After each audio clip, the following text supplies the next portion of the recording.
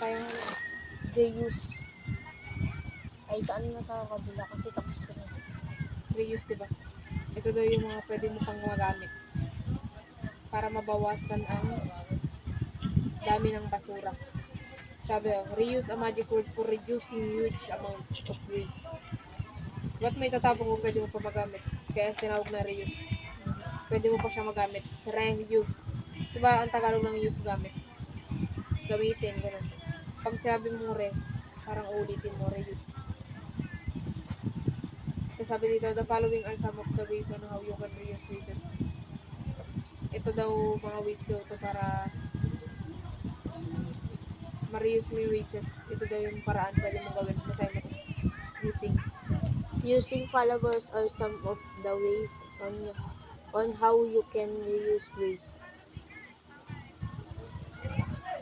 Sabi, using piece of paper as alternative for daily list.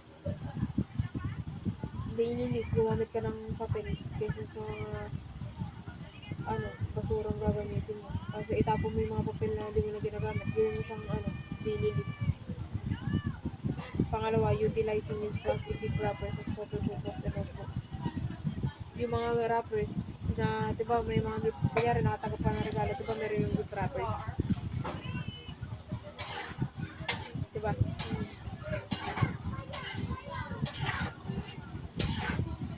Gamitin mo yun para, ipang-cover mo sa notebook mo kaysa sirain mo. Pwede mong gamitin sa pang-cover ng notebook, libro, diba? Yung wrapper. Yung parang wrapper siya na, diba yung wrapper parang parang colored paper. May design mo, Merry Christmas. Oo, pwede rin. Kung gusto mo lang. Kaya ngayon notebook na iba, may design, diba? Pwede naman sa school pag design. Iba pa nga, anime yung notebook. Diba may anime yung notebook ng mga Elsa, diba? Papak pa. Depende yun dyan. Stylish. Sa recycle naman po. Basta may recycle.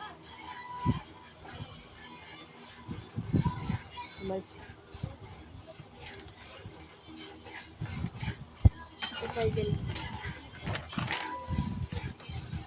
Cycle? Ano ba yung recycle? Recycle parang i-recycle mo parang diba pag plastic bottle yung may tubig. When you blow pag ininom mo. Kayari ininom mo. Diba ininom mo? Recycle ininom mo. Call money lang. Recycle diba ininom. Pagkainom mo. Diba? May skits Diba, yung greenhouse effect ay siya naman, mapapalungan siya dahil sa mga naranasan niya. Kasi pag yung mga usok kasi po, parang yung greenhouse effect ay ito yan, diba ito yung mga mundo. Tapos yung greenhouse effect ay nasa kalawakan yun. Diba may araw, may buwan, tapos yung greenhouse effect.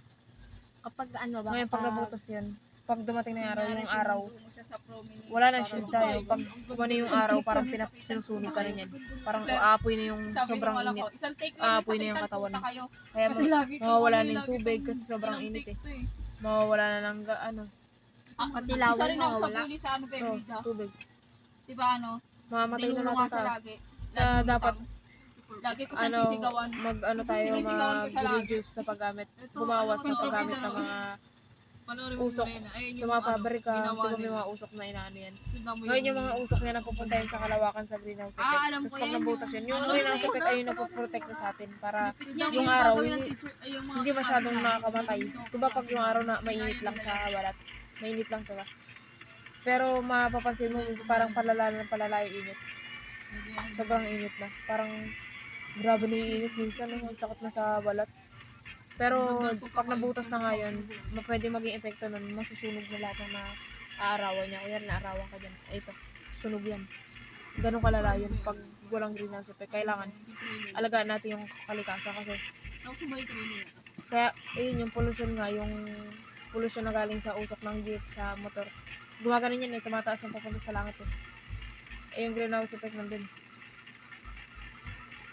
Gets mo na? Kaya kailangan alagaan din yung Tsaka yung pagsusunog ng plastic, ng goma, ayun yung nakakabutos lalo. Kasi yung plastic, parang may halong chemical yun. O dito ka nasa waste storage. waste reduction, ito nga yung nagre-reduce ito yung mga activities na nagre-reduce para mapanatili natin yung kaligtasan ng environment. Waste reduction. Ano ba yung Tagalog ng reduction? Mabawasan yung mga delikadong pwedeng mangyari sa environment natin. Ito yung mga gagawin mo. Kaya sinabing waste reduction, ibig sabihin, para mabawasan yung mga basura na nakakasira sa ano natin, tapos mabawasan yung mga nakakasira sa kalikasan, kaya tinawag siyang waste reduction. Dapat ang pagkaka-edit nila din sa ganyan. Sa computer. Well, kahit di mo na siya tandaan kasi ang tatanda mo lang dyan itong main topic tsaka yung meaning niya. Ito, ways lang naman to na gagawin mo, pwede mong gawin para matulungan yung kalikasan na tumagal pa. Kasi pag nabutos na yung greenhouse effect dun, mamamatay na yung mga tao, masira na yung earth. Mamaya papanood ko sa'yo kung ano yung tsura ng earth. Gusto mo? Diba ang kulay ng earth, blue tsaka green. Kasi yung green ay yung plants. Tapos yung blue, water yun. Nag-symbolizes ng water yun. Ang laming blue. Tapos nakita mo si Rani Earth. Nakita mo yun. Ayun yung pareta. Yung may pareta. Waste storage. Waste storage. Waste storage mean putting waste in well sealed and properly labeled containers.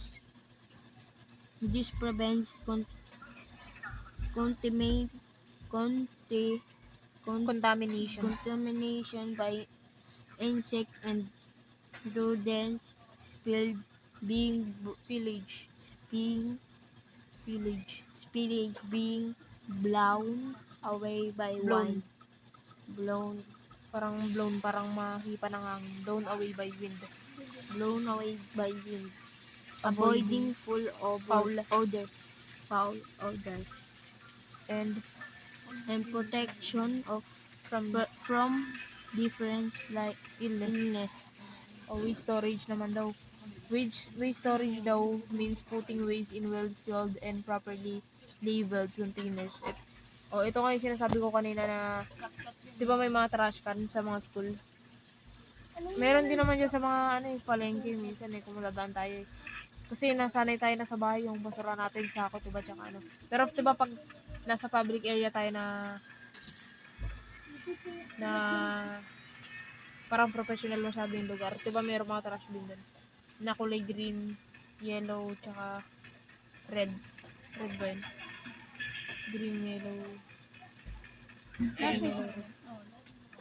Yellow daw isa. ano yung waste storage? Waste storage, putting waste in well-sealed and properly labeled containers which prevents. Ayun. Ito yung sinasabi ko sa'yo na ito ba sa'yo yung the following? The following are some recommended ways. The following recommended waste storage units and device. Huwag ko naman mga kaklase mo. Sabi ba ito? Garbage.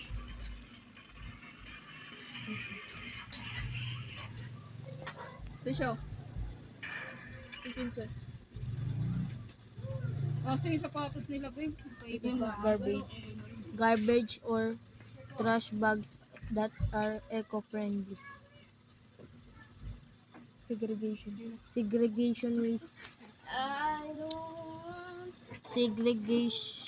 waste bins that are properly colored and labeled according to types of waste. In some countries, it is green for biodegradable waste, yellow for glass, white for paper, blue for plastic, and red for hazardous waste. Look around your house. Look around your house. What kind of garbage do you have? Aside from that, the one you are currently using that other waste storage, can you recommend it to your parents? I-discuss sa'yo. Yung waste storage daw, Paul. Ayun yung sinasabi ko nga sa'yo, yung waste storage. Kaya siya sinawag storage. From the word storage. Lalagyanan, di ba? Storage. Ayun yung sinasabi kong basura na tatlo. Nakakita ka na ba ng ganun? Yung green, red, yellow. Pero hindi ako nakita ng Ano white. talaga yan, Bek? Oh, walang white. Ano talaga May yan? sinabi dito pero ano eh. Ang galing. Tatlo lang talaga Anong yun. bubi yan? Para saan yan? Yung green daw nagsisymbolize yun sa Para biodegradable. saan nga? In Tagalog ng biodegradable. Music Nabubulok. na mga, Yung yellow, na mga ano. non-biodegradable. Ibig sabihin, hindi nabubulok. Kahit na ano lang. Yung kahit red, anong hazardous siya o kaya recycle. topic. Yung mga nagagamit muli. Ano yung tatlong trash bin? Red, yellow, blue. Hindi, red, yellow, green. Yung pinakasikat yun eh, red, yellow, green. Anong meaning nun? Yung red, anong ano yun? Hazardable. Tapos yung yellow, glass. Yung yellow, non-biodegradable. Green, recycle. Ibig sabihin, pwede mo siyang itapon yung glass doon sa non-biodegradable. Reuse. Yung green naman, nabubulok yun, kaya siya green. Kasi diba pag nabubulok ulit, nagiging green yung pagkain. Parang panis. Biodegradable yun. May storage. Recycle ba, green? Ah. Alam mo, recycle Waste storage siya, kaya sinabing waste storage. Kasi doon tinatapon. Ulit ang waste reduction ulit. Ano nga yung waste reduction ulit? Yung para mabawasan yung basura natin. Kung para mapanatili yung kalinisan. Mabawasan yung kadumihan ng paligid. Kaya sinabing yung reduction, waste reduction. Tapos binato ng Pinaka-title holistic na, thing, no? pinaka-title? Sobrang Proper masakit waste yung holistic management, thing diba? based on my own Proper experience waste, lang. parang itong types niya lang tong waste reduction, waste First storage, time diba? po kaya, di nyo Types niya lang naranasan, yan. rich kid kasi kayo. Yung Tapos sabi, kahoy ng part look around your house, what kind of yun. garbage do you Puro have? demonyo mo nakita. Ano daw